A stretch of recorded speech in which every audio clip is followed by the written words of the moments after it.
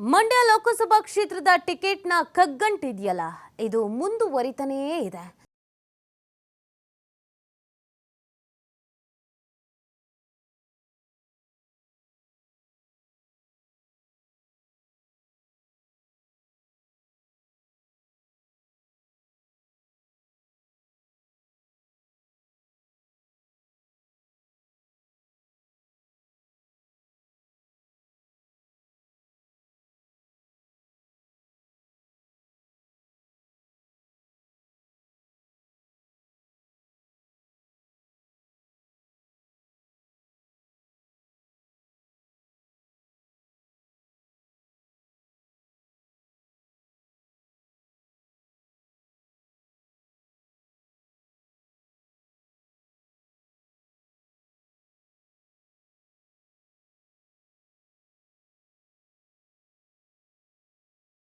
ನಾನು ಮಂಡ್ಯ ಬಿಟ್ಟು ಎಲ್ಲೂ ಹೋಗಲ್ಲ ಅಂತ ಹೇಳ್ತಾ ಇದ್ದಾರೆ.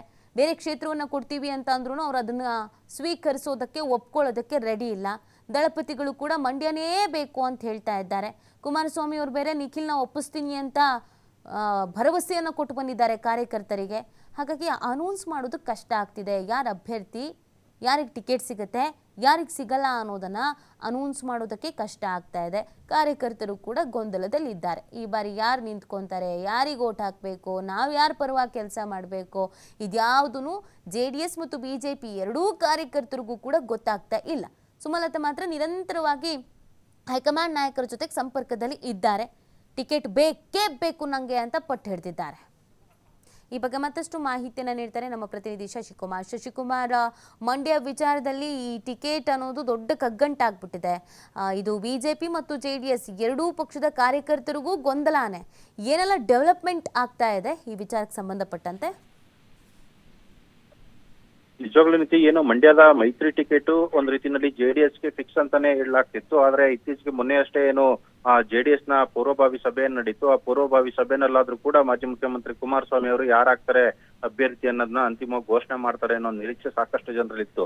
ಆದ್ರೆ ಆ ಸಭೆನಲ್ಲೂ ಕೂಡ ಯಾವುದೇ ತರದ ಅಭ್ಯರ್ಥಿಯನ್ನ ಘೋಷಣೆ ಮಾಡೋದಂತ ಇನ್ನೂ ಕೂಡ ಕಗ್ಗಂಟಾಗಿ ಉಳಿಸಿರ್ತಕ್ಕಂಥದ್ದು. ಮತ್ತೊಂದೆಡೆ ಮಾಜಿ ಸಂಸದೆ ಆಗಿರ್ತಕ್ಕಂಥ ಸುಮಲತಾ ಅಂಬರೀಶ್ ಅವರು ನಿರಂತರವಾಗಿ ಚುನಾವಣೆ ಸಂದರ್ಭದಲ್ಲಿ ಮಂಡ್ಯಕ್ಕೆ ಆಗಿಂದಾಗೆ ಬಂದು ಹೋಗ್ತಿದ್ದಂಥವ್ರು. ಇತ್ತೀಚೆಗಂತೂ ಕಳೆದ ಒಂದು ವಾರದಿಂದ ಮಂಡ್ಯದ ಸುಳಿತಾನೆ ಇಲ್ಲ.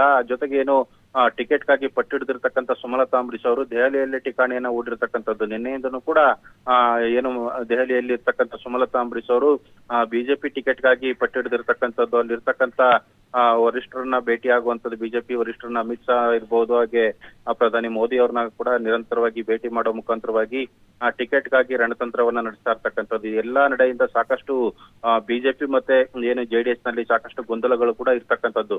ಯಾರಿಗೆ ಮಂಡ್ಯದ ಮೈತ್ರಿ ಟಿಕೆಟ್ ಸಿಗುತ್ತೆ ಅನ್ನೋ ಒಂದು ಚರ್ಚೆಗಳು ಕೂಡ ಶುರುವಾಗ್ತಿರ್ತಕ್ಕಂಥದ್ದು. ಸುಮಲತಾ ಅವರ ಒಂದು ಈ ನಡೆಯಿಂದಾಗಿ ಸಾಕಷ್ಟು ಒಂದು ಗೊಂದಲ ಕೂಡ ಎದ್ದಿರ್ತಕ್ಕಂಥದ್ದು. ಹೀಗಾಗಿ ಕೂಡ್ಲೆ ಒಂದು ಟಿಕೆಟ್ ಅನ್ನ ಘೋಷಣೆ ಮಾಡ್ತಾರ ಅಥವಾ ಯಾರು ಅಭ್ಯರ್ಥಿ ಆಗ್ತಾರೆ ಅನ್ನೋದು ಸಾಕಷ್ಟು ಚರ್ಚೆ ಆಗ್ತಾ ಇರ್ತಕ್ಕಂಥದ್ದು. ಹೀಗಾಗಿ ಯಾರಿಗೆ ಅಂತಿಮವಾಗಿ ಮೈತ್ರಿ ಟಿಕೆಟ್ ಉಳಿಯುತ್ತೆ ಅನ್ನೋದನ್ನೇ ಕಾದ್ ನೋಡ್ಬೇಕಾಗಿರ್ತಕ್ಕಂಥದ್ದು ನೀತಿ. ಓಕೆ, ಧನ್ಯವಾದ ಶಶಿಕುಮಾರ್ ತಮ್ಮ ಡೀಟೇಲ್ಸ್ಗಾಗಿ.